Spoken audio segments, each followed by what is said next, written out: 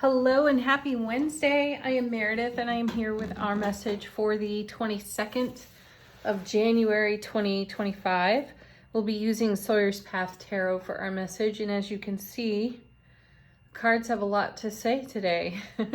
We have the Sun in Aquarius, the Moon is in Scorpio, we have Uranus, Jupiter, Mars retrograde, and of course, taking a peek at what's on offer to us today. Our first card, our only singular card to the whole reading. Nice. How sweet. The Lovers, choice, decision. The sun is shining on our choices and our decisions. This is a card about harmony because it's a 6. It's about our own inner unity in our divine masculine, divine feminine, and we are being presented with options, choices, and we need to make these choices from heart space, heart, mind, soulful presence, coherence. So that's a powerful kickoff to any reading. I'm excited to see what all of these cards are about. They literally kept falling out in little piles. So I took them all. Why not? This set, there's 4. The first of which is the Chariot. So a swift, consecutive numbers here in the major arcana.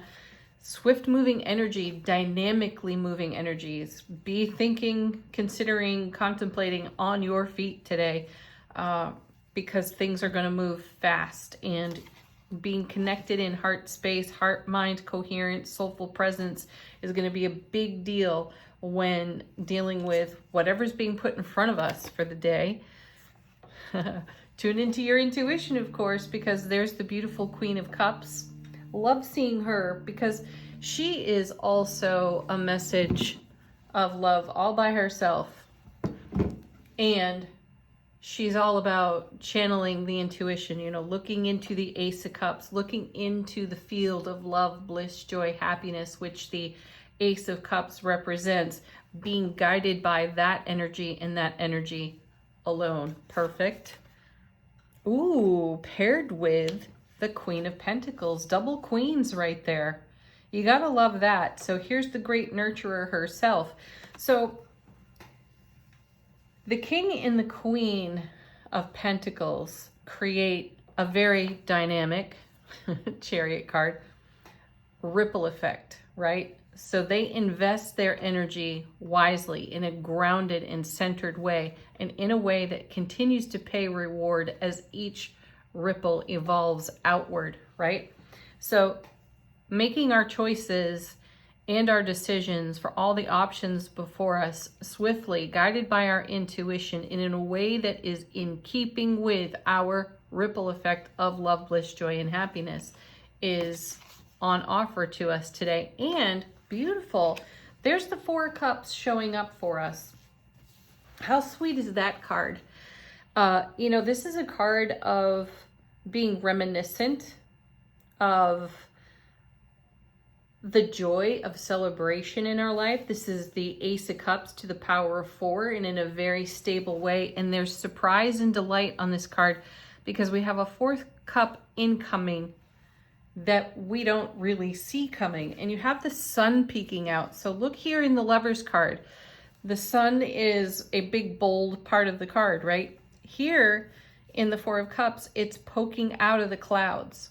And with it, it's beginning to reveal this other Ace of Cups. So there is something coming out of the ether that is a surprise and a delight to an already surprisingly delightful now. So no matter what you're looking at, folks, there's more to it. And my guides are saying there's a whole lot more and better to it, whatever it is for you. Let's see what's happening right in the center of the reading. We have the 10 of Wands. This card, its nickname is the Burden in Tarot. And like so many cards that show up in readings that, have the eye roll effect, the heavy sigh effect, this 10 usually gets that as well. However, you have to break it down in a different way when you look at the 10 of Wands, because that's the Ace of Wands to the power of 10. What does the Ace of Wands represent? Well, the whole suit of wands: fire, creativity, enthusiasm, motivation, ambition. And yes, these wands may be heavy, though these are the resources that we have all gleaned in our life journey, in our spiritual journey. Now, how are we going to use them? Because these are an essential part of our beautiful ripple effect that we're talking about over here. So our choices and our decisions are going to continue to be made through the heart space, heart, mind, soulful presence, coherence, because the journey to bring all of these wands together has been quite the adventure. Oh, wow, look at that.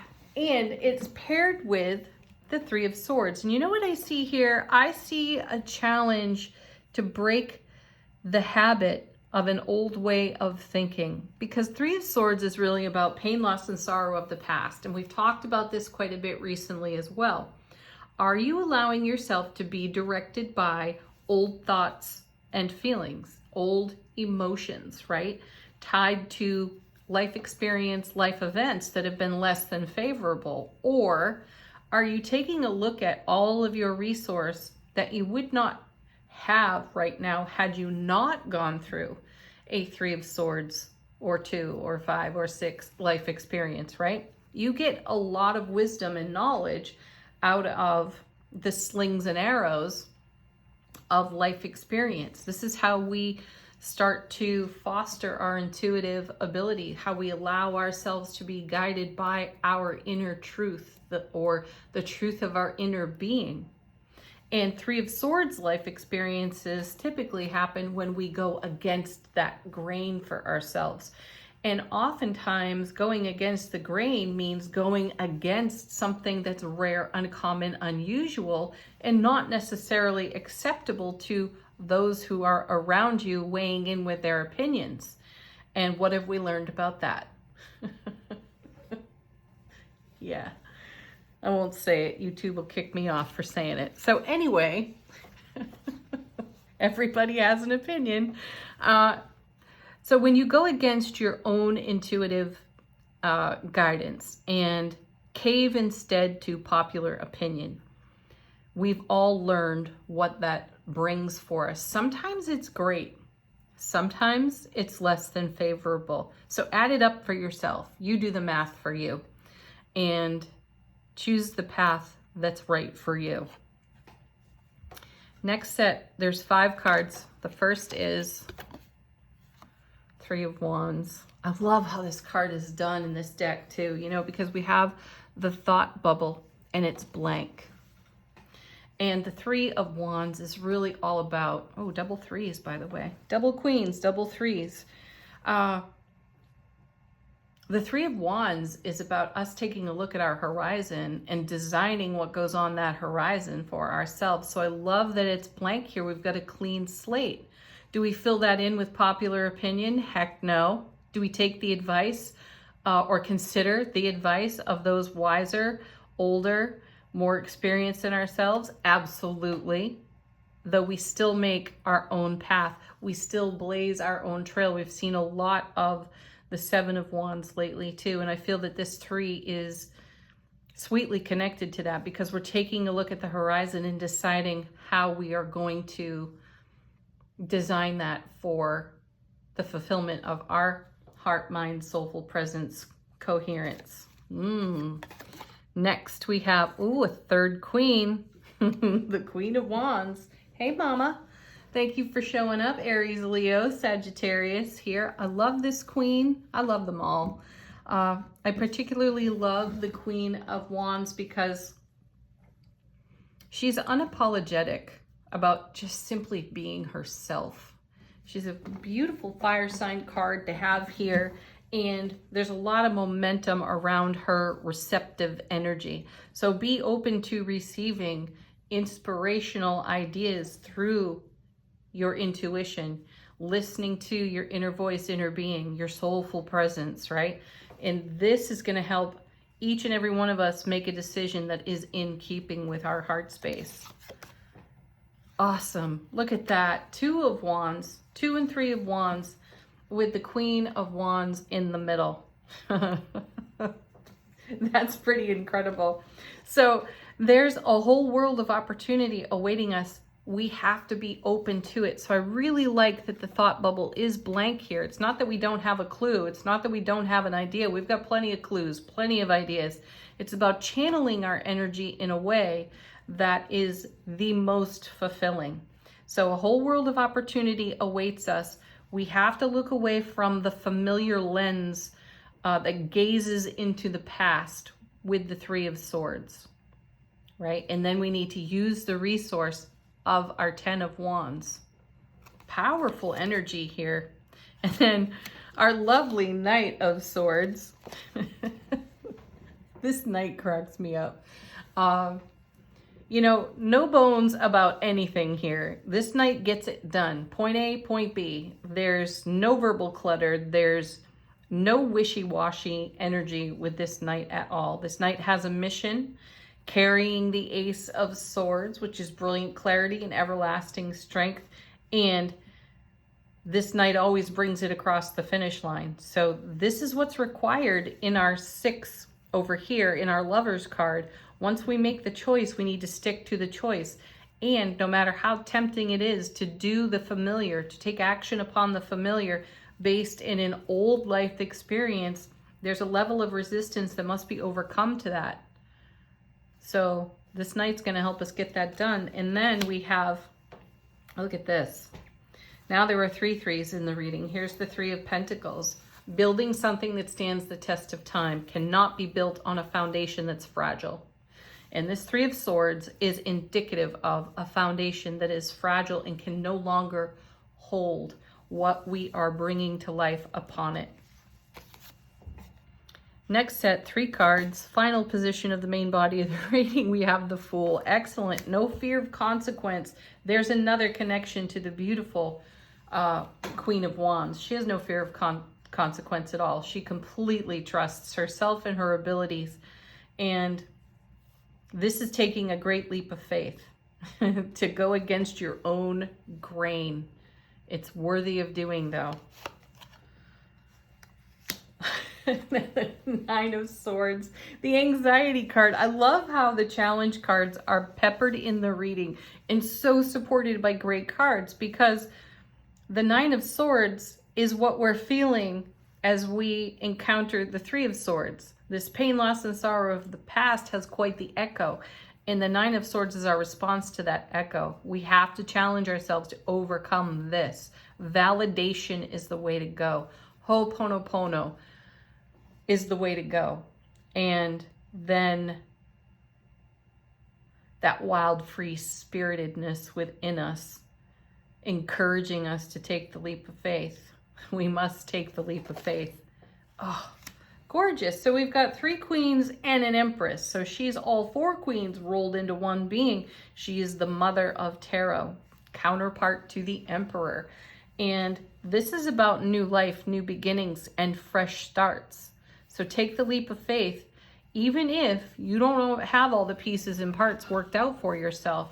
You will be met in the way that you show up. Are you showing up in your old 3 of Swords, 9 of Swords attitude? Or are you willing to take the leap, not knowing exactly 3 of Wands, what you're leaping into, and trusting all the groundwork that has led you to this moment? I know my answer. Yeah. All right. Bottom of the deck. How's the universe helping us out behind the scenes? Our first card is the 5 of Wands. Another card that I really enjoy the artwork on in this particular deck, because you have this beautiful white fire. To me, this is transformation. The 5 of Wands is an inner debate, an inner argument, a tug of war, if you will, between our heart, mind, soulful presence, coherence, and an old way of being. And I see this as being transformed in this card, which ultimately brings us to the next one, which is the 4 of Swords, peace, rest, relaxation. Once your decision is made and once you've set yourself on a path, even though you can't fully see the outcome, peace will reign for us, for each and every one of us. Gorgeous. Next card off the bottom of the deck. Look at that. Ace of Pentacles, opportunity, abundance, great love. This is what we're stepping into. And then we have the Ten of Swords. One of those cards that, you know, like the Ten of Wands, gets a cringe when we see it because this doesn't look like a favorable scene. However, this is the Ace of Swords to the Power of 10. Brilliant clarity, everlasting strength, truth, integrity, all of that. And this takes self-mastery. So we want to be leaning into our self-mastery for whatever is in front of us with this Lover's card and the choices that we need to make in a very stable way. And then our final card, another ace, the Ace of Wands. Beautiful. The wands are really showing up quite a bit for us lately. And you know that they take the sting out of cards nearby. So there's no sting off this Ten of Swords at all. It's bookended by two aces. And this is a card of self-mastery. It's often called the Fallen Master. So we may feel as if we've face planted into the dirt right now with the Three of Swords and the Nine of Swords around some situation in our life.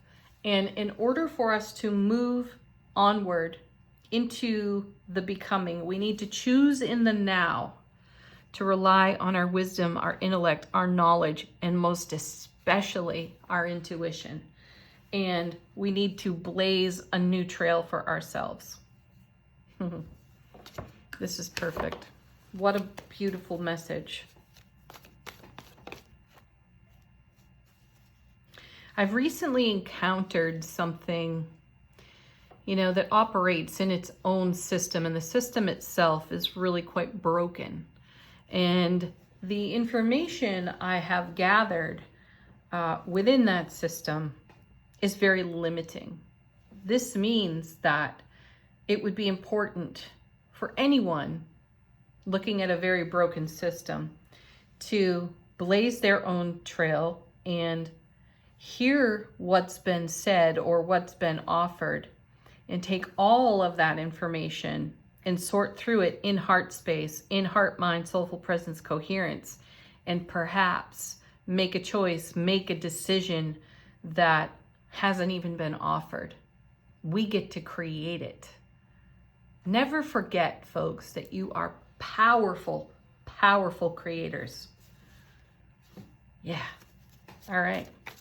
Angel answers. Fresh message, an opportunity to ask a question of these cards. Remain positive, of course. Do your positive affirmations, people.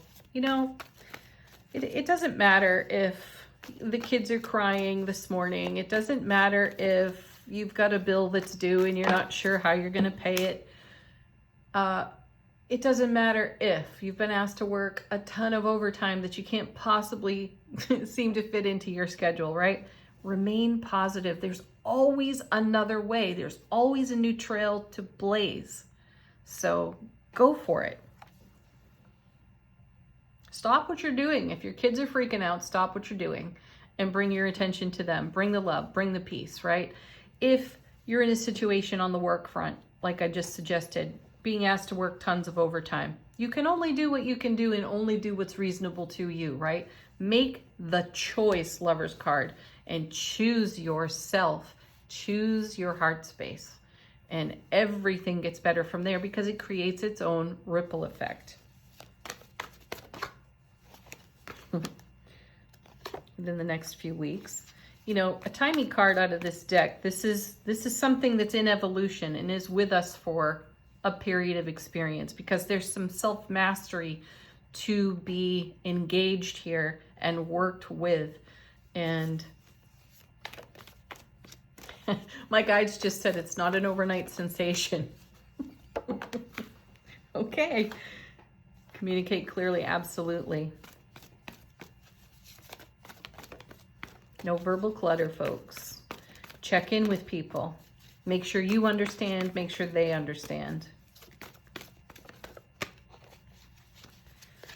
And take action. Absolutely. That's what's happening with the Fool over here. You can hesitate all you want at that edge, right? You can hesitate. Eventually, you're going to have to make a move and make it a power move. And then I felt for something different today, final word on the reading, I got out the fortune reading cards. So, how is our soulful presence informing our waking consciousness?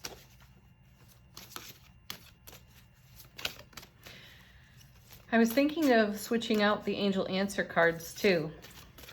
And I looked through a bunch of my oracle decks and none of them just seem to do what angel answers do. So if you have a deck suggestion, leave it in comments. Ooh, okay. We have 2 cards. Let's check them. We have birth. Universal energy brings you opportunity and possibility. Yes. Opportunity and possibility are coming our way. They're here in the now. So choose, Lover's card, wisely over your 3 of Swords, 9 of Swords, familiar patterns of the past, and look at what's new and what's different and what fits you best. And accompanying this card is the Love card. Love surrounds all of your connections. Move forward positively in all areas of your life. See? Remain positive. Take positive steps no matter what. No matter what you're facing in these now moments. Take a look at the bigger picture and you start to fill in your horizon, 3 of Wands, in a way that is in keeping with your heart space and your soulful presence. Have the best Wednesday ever. Peak of the week, folks. Love, bliss, joy. Namaste.